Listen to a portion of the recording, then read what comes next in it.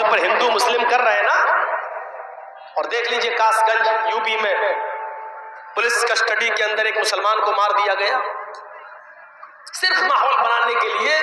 UP जो चुनाव आ रहा है वो बनाने के लिए। ये हिंदू मुस्लिम अगर ये अपनी किताबें पढ़ लें, योगी जी बड़े भक्त बनते हैं राम के और राम मंदिर बनवा रहे हैं अयोध्या में, अगर अपनी किताबें पढ़ लें, अपनी किताबें, तो यकीन मानिए इस्लाम से मोहब्बत करने लगेंगे। क्योंकि इस्लाम ये मुसलमानों का धर्म है ही नहीं, सिर्फ ये उनका भी धर्म है। इसी दीन और इसी धर्म को रामचंद्र जी ने भी पेश किया है, कृष्ण जी ने भी पेश किया है। ये सिर्फ मुसलमानों का नहीं है। हमने कब कहा है कि मोहम्मद सल्लल्लाहु अलैहि वसल्लम जो इस्लाम लाए वही नहीं? अल्लाह ताला खुद कह रहा है मोहम्मद सल्लल्लाहु अलैहि वसल्लम आपको मैंने कोई नया धर्म नया दीन नहीं दिया है।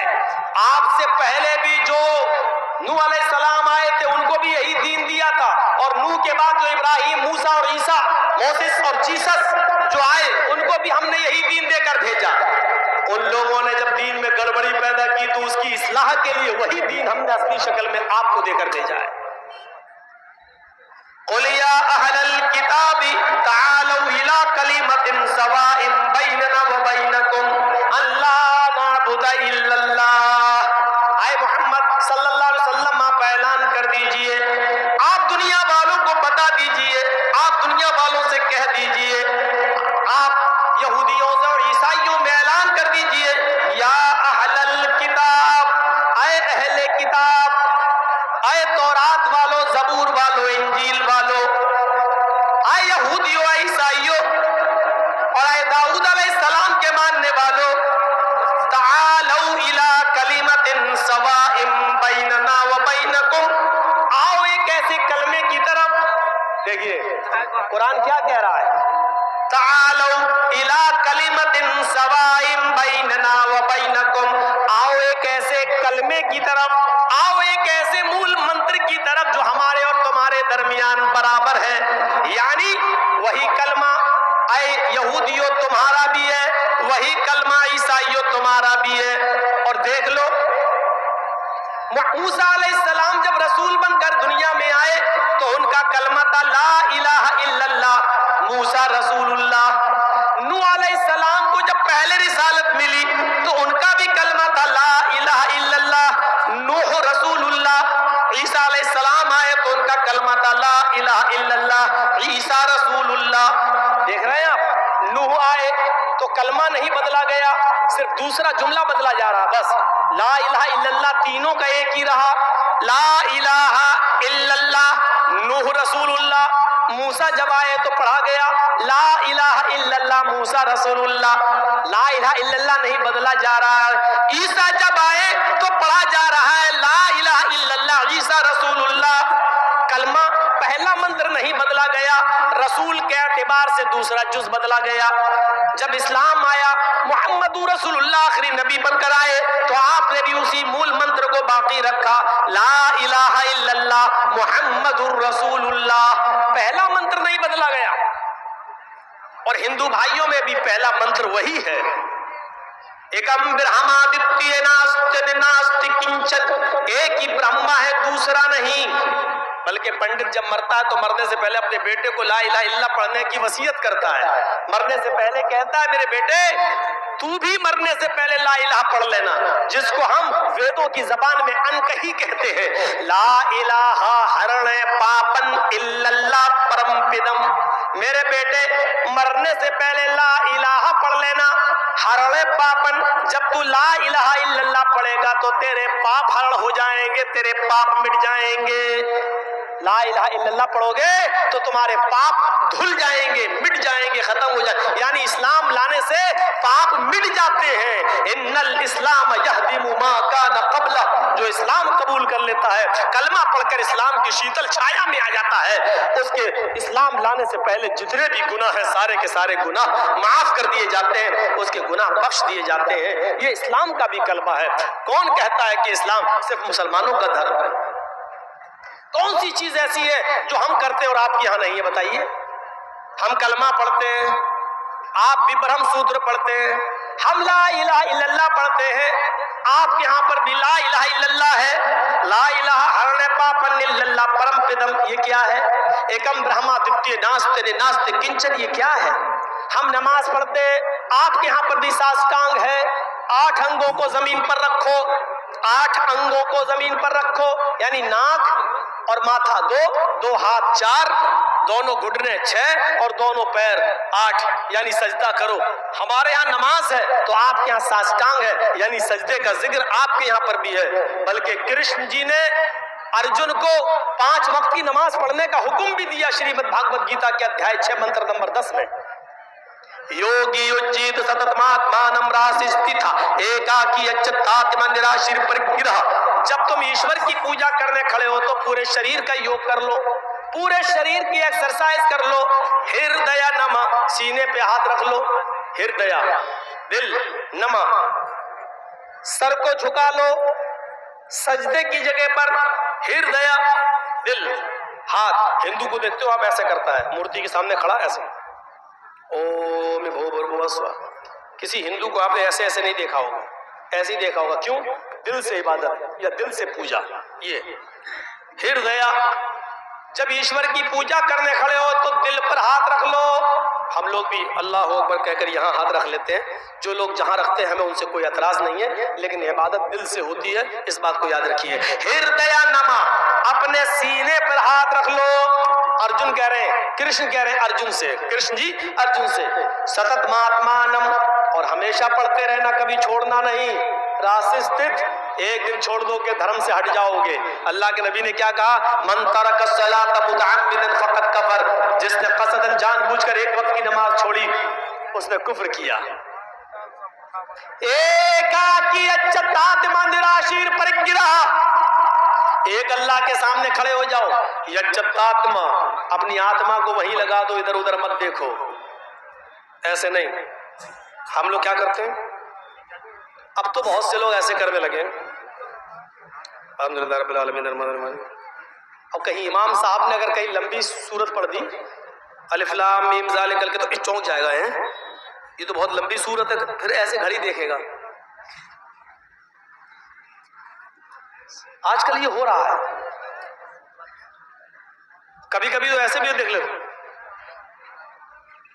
ऐसे भी हो जाते हैं। जबकि कृष्ण जी अर्जुन से कह रहे हैं यच्चतात्मा, आत्मा वही लगी रहे, दिल इधर उधर नहीं होना चाहिए, एकाकी एक जगह। निराशीर परिग्रह, सारे देवी देवताओं से निराश हो जाना, ऊपर वाले से निराश मत होना।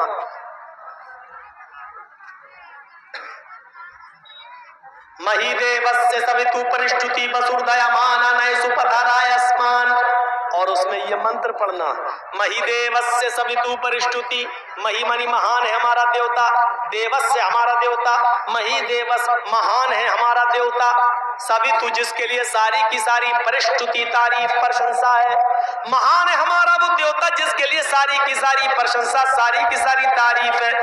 हम लोग क्या पढ़ते हैं? अल्हम्दुलिल्लाहि रब्बिल आलमीन, तमाम तारीफें उस अल्लाह के लिए हैं जो दोनों जहान का रब है। कृष्ण जी कह रहे हैं ये पढ़ो, हमारे यहाँ भी वही पढ़ा जा रहा है। कृष्ण जी कहते हैं अर्जुन बसुर दयामाना, उसके बाद कहो वो बड़ा दयालु और कृपालु है। हम लोग क्या पढ़ते हैं? अर्रहमान अर्रहीम, वो बड़ा ही मेहरबान इंतहाई रहम करने वाला है। कृष्ण जी कहते पढ़ो नए सुपथराय आसमान, सुंदर पथ मानी रास्ता, राय मानी चलाना, आसमान हमारे फायदे के लिए।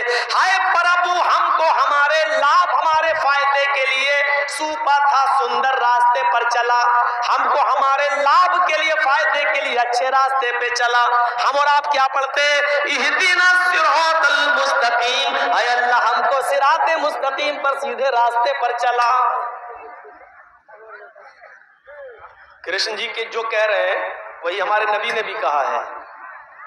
इसीलिए मैं कहता हूं कि हिंदू मुस्लिम की राजनीति करने वाले अगर अपनी किताबें पढ़ लें तो कभी इस्लाम से नफरत नहीं करेंगे, मुसलमानों से नफरत नहीं करेंगे। उनके बस में नहीं है नफरत करना। अगर वो किताबें पढ़ लें, जैसे हम इस्लाम पढ़ने के बाद और हिंदू धर्म की किताबें पढ़ने के बाद किसी हिंदू से नफरत नहीं कर सकते, क्योंकि हमारा कुरान कहता है एक मनुष्य को, एक नफ्स को अगर किसी ने कत्ल कर दिया तो वो पूरी दुनिया का कातिल है। मन कतल नफ्सन बिगैरि नफ्सिन औ फसादिन फकअन्नमा कतल अन्नास जमिया।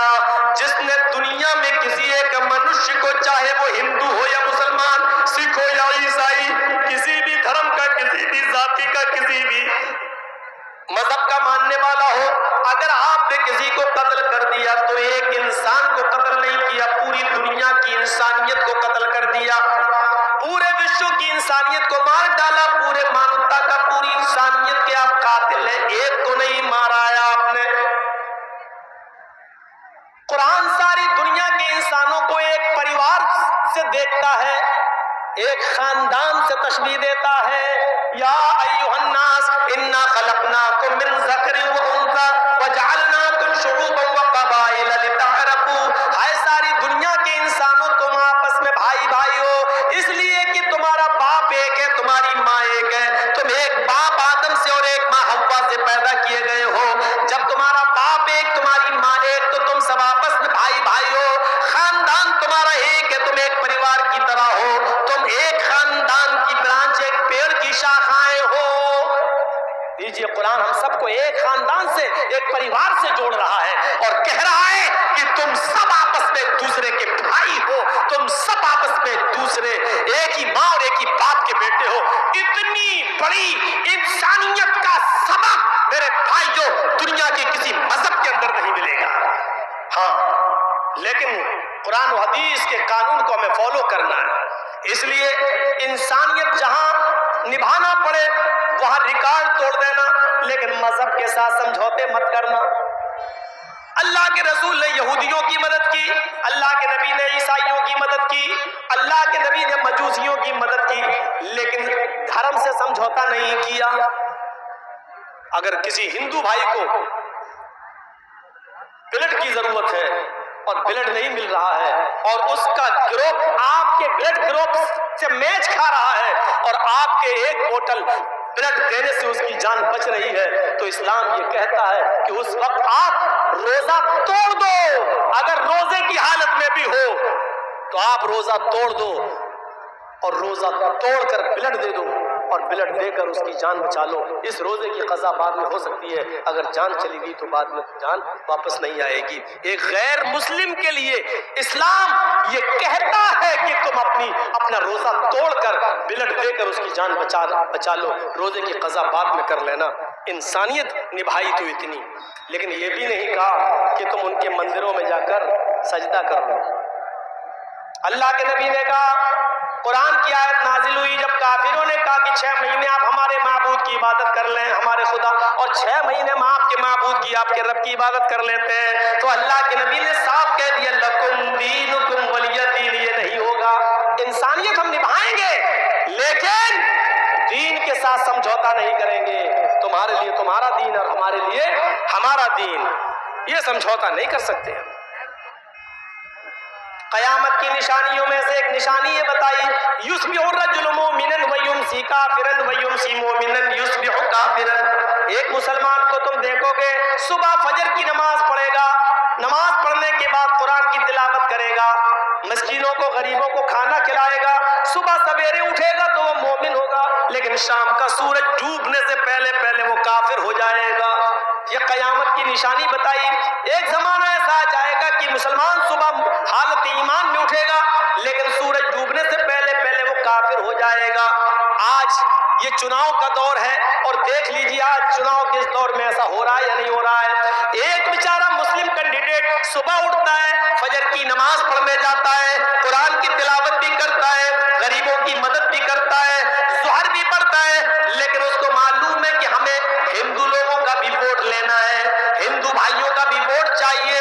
हिंदुओं को खुश करने के लिए वो उनके मंदिर में चला जाता है, वहां जाकर टीका भी लगा लेता है और मूर्ति पे जाके वो हार भी चढ़ा देता है, इसलिए कि ऐसा करने से हमें हिंदू भाइयों का वोट मिल जाएगा।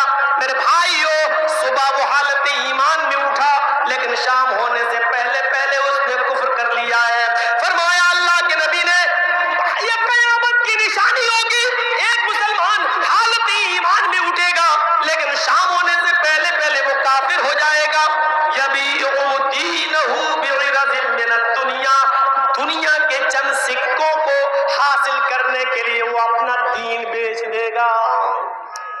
दुनिया के चंद टुकड़ों को पाने के लिए वो अपना दीन का सौदा कर देगा। दुनिया के चंद सिक्कों के लिए वो अपने दीन की सौदेबाजी करेगा। अपने मुआशरे और समाज पर ऐसे मुस्लिम कैंडिडेटों पर नजर रखो जो गैर मुस्लिमों का वोट पाने के लिए टीका भी लगा रहे हैं और मूर्तियों पर हार भी चढ़ा रहे हैं। और दलील क्या देते हैं? अरे हिंदू भाई भी तो कैंडिडेट है, वो भी तो रोजा रख लेता है या इफ्तार पार्टी में आ जाता है, वो भी तो टोपी लगा लेता है। हमें क्या मतलब है? हमें उससे क्या मतलब है वो क्या कर रहा है? लेकिन आपकी शरीयत आपको इजाजत नहीं देती है कि आप मंदिर में जाकर टीका लगाएं। टीका लगाना ये मुशाबिहत है गैर मुस्लिम से। और मन तशब्बह बिक़ौमिन फहुव मिन्हुम, जो जिस कौम की मुशाबिहत करेगा कयामत के दिन उसी के साथ उठाया जाएगा। मूर्तियों पर फूल और हार और मालाएं नहीं चढ़ाई जा सकती। अगर आपने मंदिर में किसी मूर्ति पर फूल और मालाएं चढ़ा दी तो माफ कीजिएगा बहुत से लोग दलील दे देंगे, जब आपका नेता मूर्तियों पर फूल और हार माला चढ़ा देता है तो हमने कब्रों पे अगर फूल चढ़ा दिए तो कौन सा जुर्म किया है? हमने या चादर चढ़ा दी तो कौन सा जुर्म किया है? मेरे भाइयों, किसी भी पत्थर पर फूल और माला नहीं चढ़ाया जा सकता है, उसके सामने हाथ जोड़ के खड़ा नहीं होया जा सकता है। अगर शरीयत ने किसी पत्थर को चूमने की इजाजत दी है तो वो सिर्फ हजरे अस्वद है जो खाने काबा में लगा हुआ है, सिर्फ उस पत्थर को चूमने की इजाजत दी है। अगर आसानी के साथ वहां जा सकते हो और उसको छू सकते हो तो छू लो, और चूम सकते हो तो उसको बोसा दे दो। लेकिन अगर ये आसान ना हो, भीड़ बहुत ज्यादा हो तो हाथ का इशारा कर लो, बस इतना काफी है और आपको सवाब मिल जाएगा। दिल में नियत करो, अगर भीड़ ना होती तो मैं जरूर चूमता, लेकिन मैं नहीं चूम पाऊंगा क्योंकि भीड़ बहुत ज्यादा है। दाहिना हाथ उठाकर इशारा कर दीजिए और अपना चक्कर लगाना शुरू कर दीजिए। उस पत्थर को ही चूमा जा सकता है और उसका बोसा लिया जा सकता है, उसके अलावा किसी पत्थर को नहीं चूमा जा सकता। लेकिन हजरत उमर फारूक का जब जमाना आया तो उमर फारूक को डर लगने लगा, इस पत्थर को लोग चूमते हैं, ऐसा ना हो कि इस पत्थर को आगे चलकर लोग इसको खुदा बना ले, माबूद बना ले, कहीं इस पत्थर से रोजी रोटी ना मांगने लगे, इस पत्थर से कहीं औलाद ना मांगने लगे, इस पत्थर को बाबरकत पत्थर समझकर बरकत के हुसूल के लिए बैठने न लगे। तो हजरत उमर फारूक ने तवाफ करने से पहले उस पत्थर पे हाथ रख के कहा था, आए पत्थर, अन्नका हजरुन ला तनफउ वला तजुर, आए पत्थर तू सिर्फ एक पत्थर है, आए हजरे अस्वद तू सिर्फ एक पत्थर है, तू किसी को नफा नहीं पहुंचा सकता, तू किसी को नुकसान नहीं पहुंचा सकता, तेरे अंदर नफा देने की और नुकसान पहुंचाने की ताकत नहीं है। मैं तो सिर्फ तुझे इसलिए चूमता हूं क्योंकि मुहम्मदुर रसूलुल्लाह को मैंने चूमते हुए देखा है। अगर मेरे नबी ने तुझे न चूमा होता तो मैं भी तुझे नहीं चूमता। बस ऐ पत्थर सुन, तेरे अंदर किसी को कुछ देने की और किसी से कुछ छीनने की ताकत नहीं है, तू माबूद नहीं है, तू खुदा नहीं है, तू रब नहीं है। सवाल यह है कि फिर मैं तुझे चूम क्यों रहा हूं? मैं सिर्फ इसलिए चूम रहा हूं क्योंकि मेरे नबी ने तुझे चूमा, इसलिए हम तुझे चूम रहे हैं। तो मेरे प्यारे साथियों, ये कहकर लोगों को बता दिया कि पत्थर पत्थर है, ये रब नहीं है, ये माबूद नहीं है, यहाँ चादर नहीं चढ़ाई जाएगी, यहाँ हाथ जोड़कर खड़ा नहीं हुआ जाएगा, इस पत्थर से किसी किस्म की बरकत की उम्मीद मत रखना। बस एक सुन्नत है उसको चूमना, एक पत्थर छूना और बोसा लेना सुन्नत है। मेरे प्यारे साथियों, ये इस्लाम की शीतल छाया और इस्लाम की साफ और शफाफ तालीम है, इसे हमें और आपको गौर करना चाहिए और लेना चाहिए और सीखना चाहिए। ये मजहब सबका है। आओ, अगर नमाज है तो आपके यहाँ पर भी है, कलमा है तो आपके यहाँ पर भी है, अगर ज़कात देने का हुक्म दिया है इस्लाम ने तो आपके यहाँ पर भी दान और खैरात का है। सुबूत व दानम दीक्षिता, हाय अर्जुन, ज्यादा से ज्यादा गरीबों मिस्कीनों में दान दिया करो, दान देने से पाप मिटते हैं। अगर हमारे यहाँ रोजा है तो आपके यहाँ पर भी व्रत है। हाँ, एक फर्क जरूर मिलता है, हमारे यहाँ मरने के बाद इंसान दोबारा कुत्ता बिल्ली चूहा नहीं बनता है और आपके यहाँ मरने के बाद आवागमन है।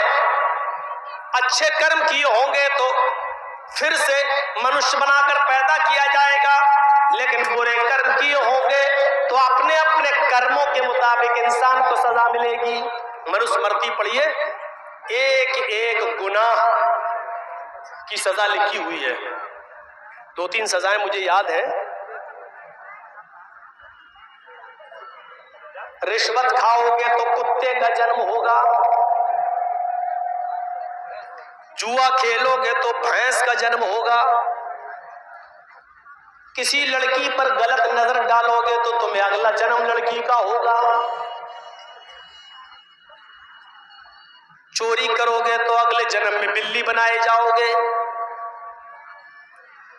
ये हमें याद है मनुस्मृति के, वरना उसमें बहुत कुछ लिखा हुआ। ये करोगे तो आलू बनोगे, ये करोगे तो गोभी बनोगे, ये करोगे तो बैगन बनोगे, ये करोगे तो फूल गोभी बनोगे, ये करोगे तो यहां तक कि हरा धनिया, हरा मिर्चा, ये करोगे तो ये बनोगे। पूरी एक लिस्ट है, दाल चावल तक की लिस्ट है। ये करोगे तो दाल बनोगे, ये करोगे तो चावल बनोगे, ये करोगे तो, मतलब सबकी एक लिस्ट है। यानी ये सारी सब्जियां जो आप देख रहे हो, ये पाप के नतीजे में मिल रही है हमें और आपको। ये सब पहले इंसान थी, इन्होंने वो जुर्म किए थे तब दाल बनाए गए। हम जो खा रहे हैं वो इंसानों को खा रहे हैं। पूरी एक लिस्ट है। एक बार मैं पढ़ रहा था मनुस्मृति, तो उसमें देखा तो मैं सोचने लगा, या अल्लाह, इसमें लिखा है कि जुआ खेलोगे तो भैंस का जन्म होगा।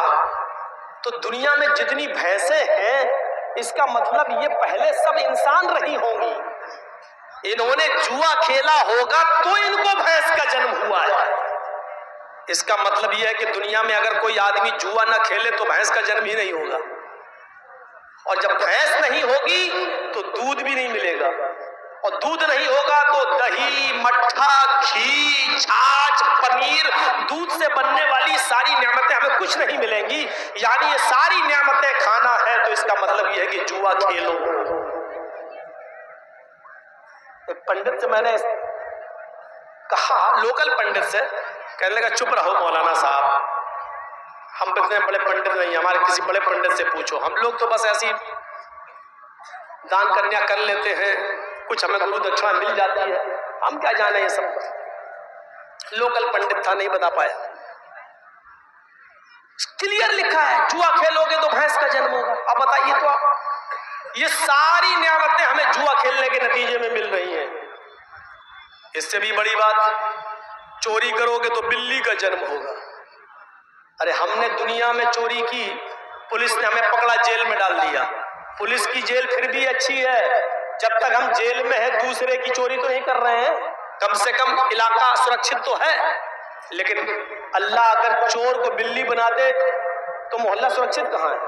जब इंसान थे तो माल चुराते थे, रुपया चुराते थे, सोना चुराते थे, चांदी चुराते थे, लेकिन अल्लाह ने चोर को बिल्ली बना दिया। तो अब सोना चांदी नहीं चुरा रहे, किसी का कबूतर चुरा रहे हैं, किसी की मुर्गी फाड़ रहे हैं, खा रहे हैं, कुछ ना कुछ अभी भी कर रहे हैं। तो इसका मतलब यह है कि पुलिस की जेल फिर भी मजबूत है। अल्लाह ने जो सजा देकर बिल्ली बनाया वो कमजोर है, क्योंकि चोरी तो अभी भी नहीं रुकी। रिश्वत खाओगे तो कुत्ते का जन्म होगा, ये बड़ी अजीब बात है। जब मैं रास्ते में किसी कुत्ते को देखता हूं तो सोचता हूं पता नहीं ये किस पुलिस वाले, नाम न लो, हालात खराब हो जाएंगे। सोचता हूं कि ये किस लुटेरे का वो होगा। ये जो कुत्ते हैं, ये लोकल कुत्ते हैं, ये 100-200 रुपए लेकर ट्रक छोड़ने वाले, कम हल्की फुल्की रिश्वत। और एक कुत्ता वो होता है जो 20-22 साल की खूबसूरत लड़की, लवली, स्वीटी, प्रीति, ट्विंकल, कॉलेज में पढ़ने वाली लड़कियां, 40-50 हजार का कुत्ता नहला धुला कर और मुंह से मुंह लगा करके गाड़ी में बिठाती हैं और लेके एसी गाड़ियों में चलती हैं। मैं सोचता हूं ये किसी बड़े वीआईपी लीडर, किसी नेता का जन्म हुआ होगा। कभी कभी हम सोचते हैं यूपी और दिल्ली चलाने वाले लोगों को, ये जुल्म गुजारे कर रहे, कर लें, लेकिन मरने के बाद इनको क्या बनाया जाए? ऐसा न हो कि ऐसा बकरा बन जाए जो हम ही लोगों के किसी हिस्से में आ जाए। कहीं देसी मुर्गा बन गए तो पता नहीं किस मौलवी के पेट में जाएंगे। मौलवियों का सबसे बेहतरीन गिजा देसी मुर्गा ही होता है। बाकायदा मांगते हैं जलसे में, देसी मुर्गा है तो आएंगे। मैं उस मौलवी को जानता हूं जिसने तकरीर की डेट देने से पहले कहा था कि हमें मंगोर मछली, देसी मुर्गा, फ्राई चाहिए। नाम नहीं लूंगा वरना आप लोग हंसेंगे। मैं सोचता हूं कि ये लोग दुनिया में बेचारे कर रहे करें, लेकिन आखिर इनको इनके धर्म के मुताबिक कौन सा जन्म होगा, क्या होगा? अगर हमें पता चल जाए कि वही आदमी है जिसका जन्म ये हुआ तो हम तो उसको काटे ही नहीं, उसको रखे रहें, खिलाएं और पिलाएं और रोजाना उससे बात करें। साहब अब पता चला तुम्हें, दिल तड़पाए। लिखा है कि चोरी करोगे तो, रिश्वत खाओगे तो कुत्ते का जन्म होगा। और आखिर में एक सजा और जो हमें मालूम है, लड़की को देखोगे तो अगला जन्म लड़की का होगा। दुनिया में जितनी लड़कियां जलसे में आई है ना, जलसे में ना दिखे लेकिन बाहर बाजार लगा हुआ वहां देख लो।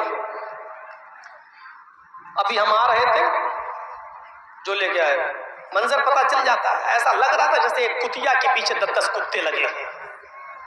हमने कह दिया जो कहना था, बुलाओ या ना बुलाओ, हम बहुत आजाद ख्याल के आदमी हैं। और देखा जब हम यहाँ बैठे स्टेज पर तो मौलाना साहब को अपनी तकरीर 10-5 मिनट के लिए रोकना पड़ी, लोग भरने लगे। अभी तक मौलाना हमसे पहले जो बोल रहे थे शायद लैला मजनू की कहानी सुना रहे थे, वो कुरान हदीस नहीं थी। कुरान हदीस तो मौलाना जर्जी सुनाने आए थे।